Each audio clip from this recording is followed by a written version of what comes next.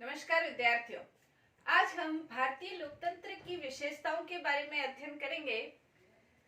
भारत ने सदियों की गुलामी के बाद स्वशासन प्राप्त किया, स्वतंत्रता प्राप्त की और स्वतंत्रता को वास्तविक रूप से स्थापित रखने के लिए भारतीय संविधान निर्माताओं ने ये सोचा कि भारत में लोकतंत्रात्मक शासन पद्धति को अपनाया जाना चाहिए।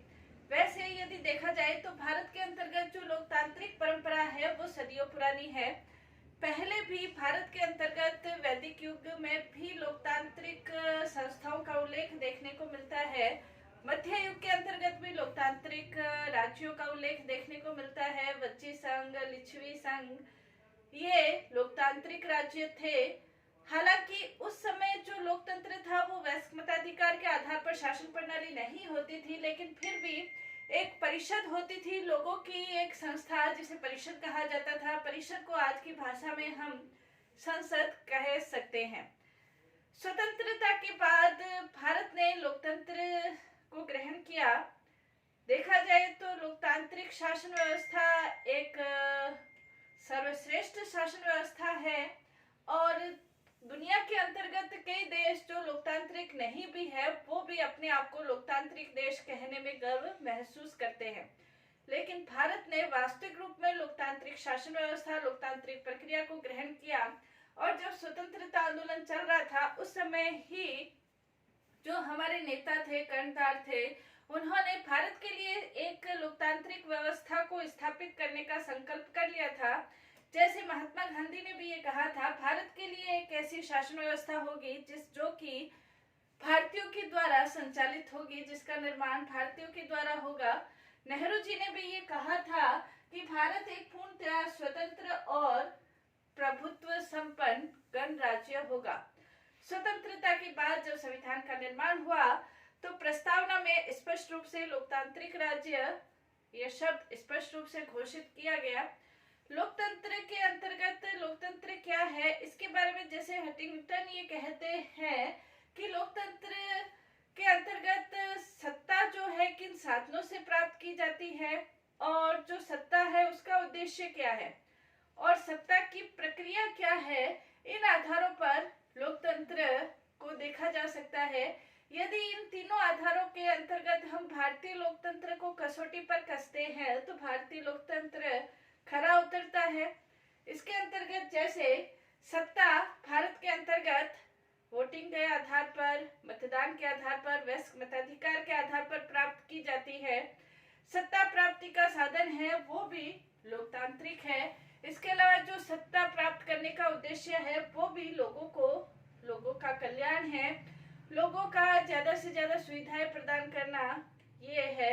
इसके अलावा जो प्रक्रिया है, किन प्रक्रिया से लोकतंत्र की सत्ता को प्राप्त किया जाता है वो प्रक्रिया भी पूर्ण रूप से लोकतांत्रिक है। तो भारत के अंतर्गत लोकतंत्र है और आज विश्व में भारतीय लोकतंत्र को सबसे बड़ा लोकतंत्र कहा जा सकता है। भारत के अंतर्गत लोकतंत्र की क्या उपलब्धियां रही है, क्या विशेषताएं रही है, उसके बारे में आज हम अध्ययन करेंगे। भारत लोकतंत्र की दृष्टि से एक सक्षम, आत्मनिर्भर, स्वाभिमानी देश कहा जा सकता है। भारत ने लोकतांत्रिक परंपराओं को जीवित रखते हुए वर्तमान में भी लोकतंत्र का आदर्श स्वरूप ग्रहण किया है। तो भारतीय लोकतंत्र की क्या विशेषताएं हैं, इसके अंतर्गत हम सबसे पहले देख सकते हैं वयस्क मताधिकार। भारत की ये बहुत बड़ी विशेषता रही है कि भारत ने सबसे पहले स्वतंत्रता के तुरंत बाद वयस्क मताधिकार को लागू कर दिया था। जहां दुनिया के अंतर्गत कई ऐसे देश जहां पर लोकतंत्रात्मक शासन व्यवस्था लागू करने के बाद भी वर्षों तक वयस्क मताधिकार को लागू नहीं किया गया था, ऐसे समय में जब भारत में राजनीतिक अस्तित्व था, शैक्षणिक दृष्टि से 84 के करीब मतदाता निरक्षर थे, उस समय भारतीय मतदाताओं के ऊपर विश्वास करके वयस्क मताधिकार को प्रदान करना भारतीय लोकतंत्र की बहुत बड़ी उपलब्धि कही जा सकती है। भारत के अंतर्गत उस समय जब भारत स्वतंत्र हुआ उस समय 21 वर्ष की आयु प्राप्त प्रत्येक व्यक्ति को बिना किसी भेदभाव के मतदान देने का अधिकार प्रदान किया गया। 1951 से 52 हुए थे, 6 महीनों के करीब ये चुनाव चले थे और इस 1951 से 1952 तक ये चुनाव चले। प्रथम आम चुनाव में जब लोगों को ये कहा गया कि आपके वोट के द्वारा जो सरकार है वो चुनी जाएगी, तो लोगों को अब इस बात पर विश्वास ही नहीं हुआ कि हम अपनी स्वयं की सरकार को हम स्वयं चुन सकते हैं क्या। लोगों को बड़ा आश्चर्य होता था। और पहला जो मतदान था, जो चुनाव आयुक्त थे सुकुमार सेन के नेतृत्व में संपन्न हुआ, उसके बाद 17वीं लोकसभा का वर्तमान 2019 का चुनाव वयस्क मताधिकार के आधार पर हो रहा है और जनता अपने प्रतिनिधियों का चुनाव करती है, प्रतिनिधि शासन का संचालन करते हैं। तो लोकतांत्रिक दृष्टि से यदि देखा जाए तो भारतीय लोकतंत्र वयस्क मताधिकार की दृष्टि से सबसे सफल लोकतंत्र कहा जा सकता है। 17वीं लोकसभा के अंतर्गत 90 करोड़ के करीब मतदाताओं ने अपने मतदान के वो योग्य थे। 90 करोड़ के करीब मतदाता मतदान के योग्य थे। उसमें भी 1.5 करोड़ के मतदाता, 1.5 करोड़ के करीब मतदाता नए मतदाता थे। तो ये सारे रजिस्टर 90 करोड़ के करीब मतदाता रजिस्टर थे। इस संबंध में सुभाष कश्यप ये कहते हैं कि भारतीय मतदाता किसी भी दल को सत्ता से वंचित कर सकता है, अपने देश की राजनीतिक संरचना और इतिहास के प्रवाह को बदल सकता है। यही लोकतंत्र है। लोकतंत्र जो जनता का शासन है। और जनता का शासन कैसे हो सकता है कि जनता अपने प्रतिनिधियों का चुनाव करती है, प्रतिनिधि शासन का संचालन करते हैं। भारत के अंतर्गत विशाल जनसंख्या के होते हुए भी भारतीय मतदाताओं को वयस्क मताधिकार प्रदान किया गया। वर्तमान समय तो हालांकि साक्षर भी है और मतदान के बारे में समझते भी हैं, लेकिन उस समय जब ये शुरू किया गया था तो एक बड़ा चुनौतीपूर्ण कार्य था। ऐसी चुनौती जब 84 के करीब मतदाता निरक्षर थे और अब वो अपने मत का प्रयोग किस प्रकार से करे, उस चुनौती का सफलतापूर्वक सामना भारतीय लोकतंत्र ने किया। तो ये वयस्क मताधिकार भारतीय लोकतंत्र की एक महत्वपूर्ण उपलब्धि कही जा सकती है और वर्तमान समय 90 करोड़ के करीब मतदाता रजिस्टर है। दूसरा, इसके अंतर्गत समानता। भारत के अंतर्गत लोकतंत्र जो समानता, स्वतंत्रता और बंधुत्व के सिद्धांतों पर आधारित है। भारत ने समानता, बिना किसी जाति, वर्ग, भाषा, लिंग के सभी व्यक्तियों के साथ समानता का व्यवहार करने की जो व्यवस्था प्रस्तावना के अंतर्गत तो की है, साथ ही साथ अधिकार के रूप में भी समानता का अधिकार प्रदान किया गया है, जिसके अंतर्गत कानूनी समानता, विभेद का निषेध, अवसर की समानता, अस्पृश्यता का निषेध, उपाधियों का निषेध, इस प्रकार के समानता का अधिकार प्रदान करके लोकतंत्र को वास्तविक रूप प्रदान करने की कोशिश की गई है। न सिर्फ समानता को कागजों में रखा गया है, बल्कि समानता को वास्तविक रूप से समानता समाज के अंतर्गत स्थापित हो, उसके लिए जो पिछड़े वर्ग है, अनुसूचित जाति, जनजाति के लोग हैं, उनके लिए आरक्षण की व्यवस्था करके उनको समान स्तर पर लाने की कोशिश भी की गई है। यानी कि वास्तविक रूप से समानता प्रदान की गई है सभी लोगों को, चाहे वो एक आम नागरिक है या बड़े से बड़ा अरबपति है। भारतीय संविधान के द्वारा और सभी लोगों के साथ समानता का व्यवहार किया जाता है। सभी लोगों को आगे बढ़ने के समान अवसर प्राप्त होते हैं। भारतीय लोकतंत्र के अंतर्गत वर्तमान समय जो प्रधानमंत्री नरेंद्र मोदी है, उनके बारे में कह सकते हैं, जो बचपन में चाय बेचते थे वो आज प्रधानमंत्री पद पर पहुंच चुके हैं। तो वो भारतीय लोकतंत्र की सबसे बड़ी सफलता कही जा सकती है कि एक आम आदमी, आम व्यक्ति बड़े से बड़े पद पर पहुंच सकता है। राष्ट्रपति अब्दुल कलाम आजाद को भी हम कह सकते हैं कि बचपन में बहुत गरीबी का जीवन व्यतीत करते हुए भारत के सर्वोच्च पद पर वो पहुंचे थे। कहने का तात्पर्य, भारत के अंतर्गत लोकतंत्र के अंतर्गत जो समानता का व्यवहार किया जाता है, उसके कारण आम व्यक्ति सर्वोच्च स्तर पर पहुंच सकते हैं और सर्वोच्च स्तर पर बिना किसी जाति, वर्ग, भाषा, धर्म के सभी व्यक्तियों को समान रूप से आगे बढ़ने के अवसर की समानता होने के कारण ही व्यक्ति सर्वोच्च पद ग्रहण कर सकते हैं। इसीलिए क्रोजियर ये कहते हैं, एक विद्वान है, मनुष्य की भौतिक और सामाजिक दशाओं की समानता, भौतिक और सामाजिक दशाओं की समानता लोकतंत्र का सार है। भौतिक दशाएं समान हो, भौतिक दशाएं समान होने का मतलब ये नहीं है कि आर्थिक रूप से सभी समान हो।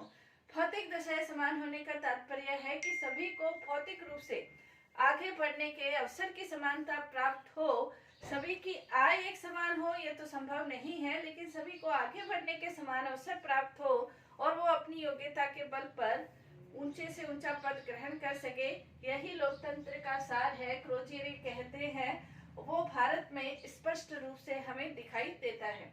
नेक्स्ट, इसके अंतर्गत दुनिया के अंतर्गत जो भारतीय लोकतंत्र है वो रोल मॉडल के रूप में देखा जाता है। जहां कई देशों ने लोकतंत्रात्मक शासन पद्धति को ग्रहण किया और थोड़े ही समय के बाद सैनिक शक्ति के आधार पर, तानाशाही के आधार पर लोकतंत्रात्मक शासन पद्धति तहस नहस हो गई। और भारत के अंतर्गत, जैसे पाकिस्तान के अंतर्गत कई बार सैनिक शक्ति के आधार पर शासन स्थापित हुआ, लोकतंत्र की धज्जियां उड़ी, लेकिन भारत के अंतर्गत ऐसी किसी भी अव्यवस्था की स्थिति भारतीय लोकतंत्र को देखने को नहीं मिली है। भारत के अंतर्गत वास्तविक रूप से लोकतंत्र है और जनता अपने मतदान के आधार पर सत्ता अपने प्रतिनिधियों को प्रदान करती है, प्रतिनिधि शासन का संचालन करते हैं।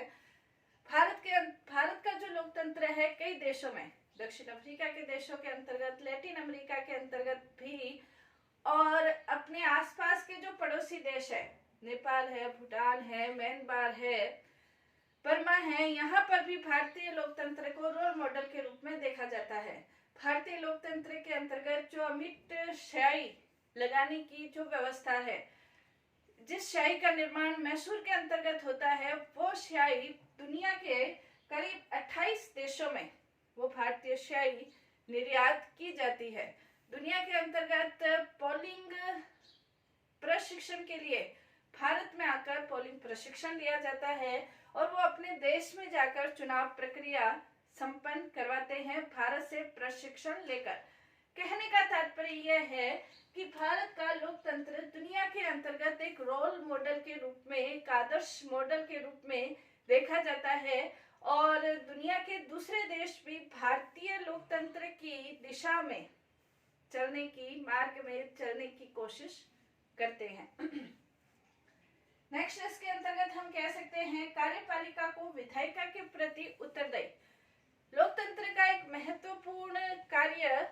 महत्वपूर्ण स्तंभ कह सकते हैं कि जो कार्यपालिका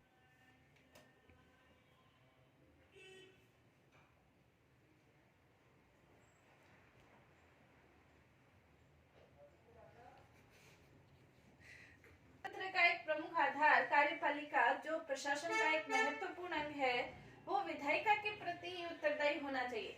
भारत के अंतर्गत इसकी स्पष्ट रूप से व्यवस्था की गई है। जो कार्यपालिका है वो विधायिका के प्रति उत्तरदायी है और न सिर्फ उत्तरदायी है बल्कि विधायिका ने कार्यपालिका को अपने प्रति उत्तरदायी है इसको सिद्ध भी किया है। और जैसे हम देख सकते हैं कि 98 के अंतर्गत एक मत से कार्यपालिका को अपने पद से त्यागपत्र देना पड़ा था, कार्यपालिका को हटा दिया गया था। कार्यपालिका पर विधायिका का नियंत्रण है। विधायिका यानी कि संसद कार्यपालिका को प्रश्न पूछकर, काम रोको प्रस्ताव के माध्यम से, स्थगन प्रस्ताव के माध्यम से, निंदा प्रस्ताव के माध्यम से कार्यपालिका के ऊपर अपना नियंत्रण रखती है। और सबसे बड़ी बात कि कार्यपालिका को विधायिका अविश्वास प्रस्ताव पारित करके कभी भी अपने पद से वंचित कर सकती है, अपने पद से हटा सकती है। कहने का तात्पर्य जहां पर जनता के प्रतिनिधि है और जनता अपने प्रतिनिधियों को चुनकर संसद के अंतर्गत भेजती है, संसद में जनता के प्रतिनिधि है और जो कार्यपालिका प्रशासन का संचालन करती है, प्रशासन को नियंत्रण में रखती है और प्रशासन कार्य विधायिका के प्रति, संसद के प्रति उत्तरदायी है, तो कार्यपालिका विधायिका के प्रति उत्तरदायी है। और इस कारण से कार्यपालिका विधायिका के प्रति उत्तरदायी है। तो लोकतंत्र की इन विशेषताओं का हमने अध्ययन किया कि भारत के अंतर्गत जो लोकतंत्र है वो वास्तविक रूप में लोकतंत्रात्मक शासन पद्धति को सिर्फ कागजों के अंतर्गत ही ग्रहण नहीं किया गया है, बल्कि लोकतंत्र को वास्तविक रूप में अपनाया गया है। और ये जो अपनाया गया है वह मताधिकार के आधार पर, समानता के आधार पर और रोल मॉडल के रूप में जो दुनिया में दिखाई देता है, उसके अंतर्गत हम कह सकते हैं लोकतंत्र की और भी जो विशेषताएं हैं, लोकतंत्र और भी अनेक क्षेत्रों में कार्य कर रहा है, उसके बारे में हम और अध्ययन करेंगे नेक्स्ट क्लास में। धन्यवाद।